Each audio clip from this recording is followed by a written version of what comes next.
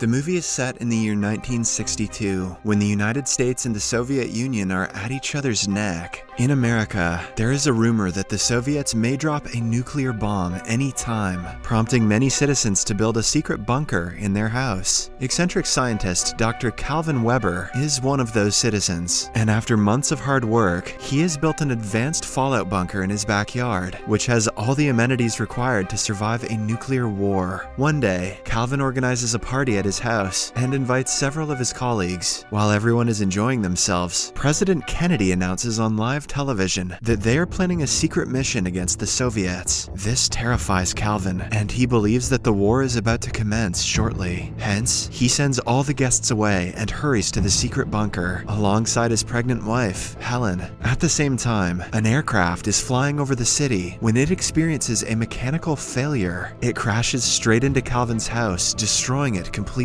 Inside the bunker, Calvin deduces that the nuclear war has begun and immediately seals the door. He then tells his wife that the door will open only after 35 years, as it takes the same time for nuclear particles to normalize in the atmosphere. With the house completely destroyed, the Webers' neighbors and authorities assume they were killed in the crash. Now, with each passing day, the couple starts adjusting to life inside the bunker. While Calvin feels at home, Helen is uncomfortable and constantly worries about her family and friends. One day, Helen's water breaks and she gives birth to a son. The couple is over the moon to have a child, and they name him Adam. In the following scene, we see a bigger view of their bunker. It is stocked to last for 35 years, including a fish tank, fuels, a well-facilitated lounge area, and a mini-mart full of food. As time passes, Calvin homeschools his son and teaches him about the history of America. He wishes his son could one day rebuild the country as it was before. The movie then skips to the summer of 1965, when a team of construction workers cleans out Calvin's destroyed ground and builds a diner. Cut to 10 more years. It is now the autumn of 1975. Adam has grown into a kind and generous boy who likes spending time with his parents. He takes regular boxing classes from his father and dance classes from his mother. Meanwhile, the diner becomes a pizzeria and then a nightclub. In the basement, Calvin continues to teach his son about various topics. He explains about the stock market and gives lessons in French and Latin. While they talk, Calvin compliments his son's incredible sense of humor. One day, Calvin gives Adam a collection of his baseball cards and explains to him about sports. The movie then skips to the summer of 1995, where Calvin and Helen celebrate their son's 33rd birthday. Adam is a grown man now who desires to find a partner for himself. Next, it's 1997, and the bunker has reached its maturity. Finally, after 35 years, the bunker's door automatically unlocks itself, and the family excitedly goes to check. Calvin insists that they wait for the night and let him check first, since they don't know about the present world outside. Above the bunker, the diner has now become a home to beggars. While the beggars are drinking, there's a sudden shaking of the ground, and they think it's an earthquake. However, it turns out that Calvin has come up to the surface with a radiation suit on, and seeing him, one of the beggars falls unconscious. Following this, Calvin ventures out into his old neighborhood, only to find out that it has completely changed. He sees people playfully pointing guns at him, and even stumbles into an adult video store. Realizing that his neighborhood has degraded, he becomes worried and returns to the bunker. At the dinner table, he shares with his family that although the ground above is breathable, it has become a post-apocalyptic wasteland of irradiated mutants. As a result, they must continue living underground. Helen,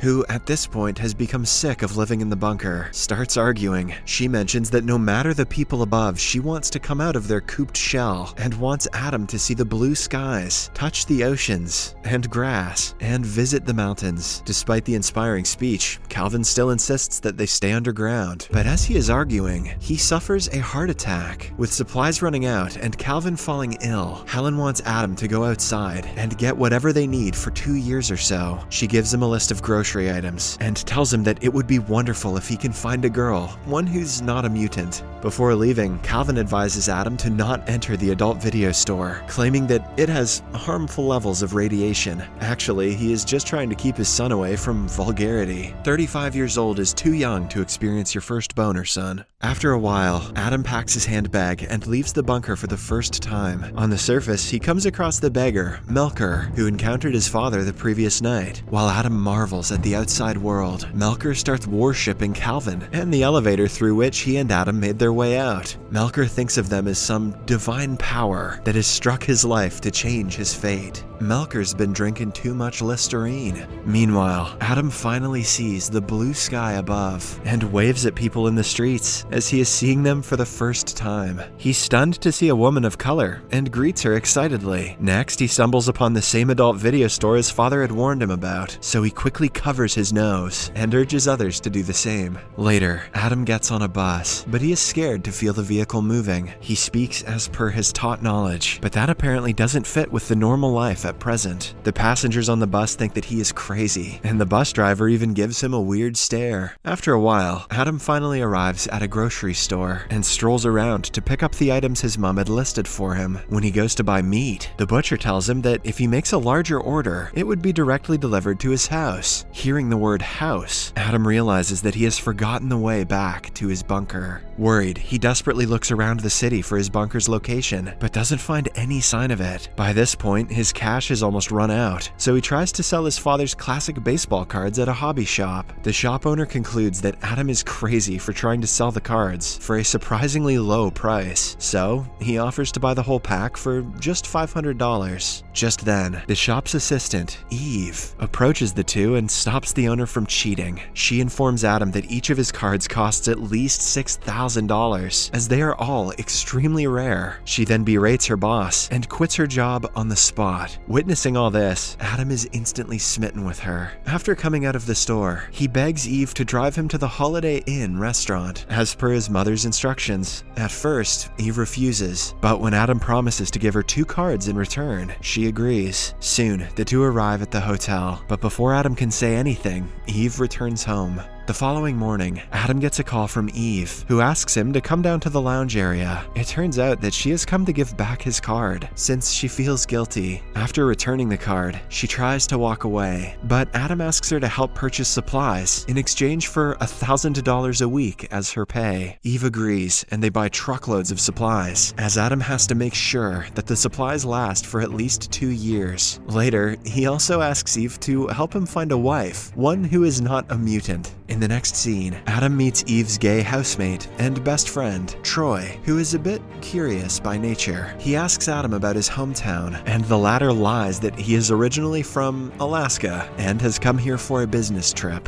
Later, Eve and Troy give Adam a fashion makeover, and the two even take him skateboarding. Imagine the 90s feeling like the future. Next, Adam gets the chance to see the ocean for the first time, and he excitedly dives into the water and enjoys himself. He also attends a baseball game and shouts in excitement that he finally knows what his father was talking about. One day, it starts raining, and Adam feels the rainwater for the first time in his life. Eve urges him to return to the house, but Adam wants to keep experiencing the wonderful feeling. Out of nowhere, he hugs Eve tightly, implying that he is enjoying life in the real world, and that perhaps he has finally achieved his first boner. Later that evening, Eve and Troy take Adam to a 1940s swing-style nightclub to find him a wife. They advise him to be himself while approaching women. Surprisingly, Adam attracts the attention of several women, including Eve's nemesis, Sophie. When he and Sophie start to get along, Eve feels uncomfortable and drags Adam away to a table. She then recommends that he look for a sweet girl instead of Sophie. After a while, Adam approaches a girl and they soon get along when he asks her for a dance. In no time, Adam woos the crowd with his exemplary dancing skills, as he has had years of practice inside the bunker. Oh yeah, he got it from his mama. Meanwhile, a jealous Eve reconnects with her ex-boyfriend, who pokes Adam into an argument. However, he soon regrets it when Adam demonstrates his boxing skills, having trained every single day with his father in the bunker. Because of all the commotion, Eve gets irritated and decides to abandon Adam and return home. A while later, Troy also arrives and informs Eve that Adam left the club with Sophie. Hearing this, Eve storms out of the house and gets in her car to go get Adam back. Just as she is about to drive off, Adam suddenly knocks on the door, startling the life out of her. Following this, the two return to the house and Adam explains that he politely rejected Sophie, as he could only think of Eve. He then expresses his love for her, and the two finally kiss. Now, with Eve by his side, he decides to tell her about his past. He reveals that he lived in a fallout bunker with his family for 35 years, and is seeing the outside world for the first time. He also expresses his desire to make Eve his wife, and take her to the bunker so that they can live a happy life. However, Eve thinks he is crazy and asks him to leave. The following day, while learning to drive a truck with Troy, Adam spots the adult video store from earlier and finally discovers his bunker's location. He hurries back to Eve's house to tell her about his finding, but he notices two psychiatrists waiting for him there. Adam initially cooperates but escapes after giving Eve and Troy the key to his hotel room. He asks them to take all the cards and pay his hotel bill before driving away in a truck. A while later, Troy and Eve reach Adam's room in the hotel and find clothing, toothpaste, and other items from the 1960s. They also come across some valuable stock certificates of Adam's father, which are now worth millions. With this, they conclude that Adam is not crazy, and he was actually telling the truth the whole time.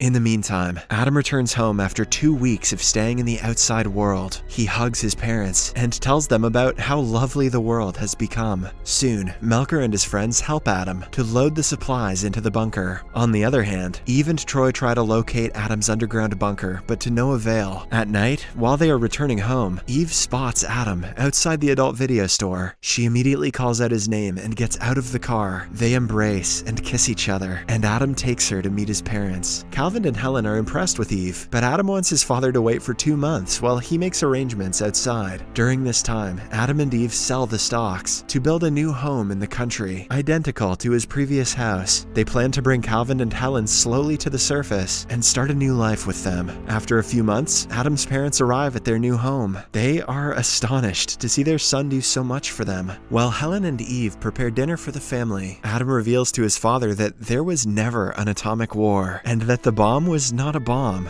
Instead, a plane crashed into their house. He also reveals that the Soviet Union collapsed without a war. However, Calvin is unconvinced and makes fun of his son's revelation. The movie ends as Calvin plans to build a new fallout bunker, as Eve watches from the kitchen window and plays with her engagement ring. Subscribe for more videos like this, turn on notifications, and leave a like to help the channel out. Thank you for watching.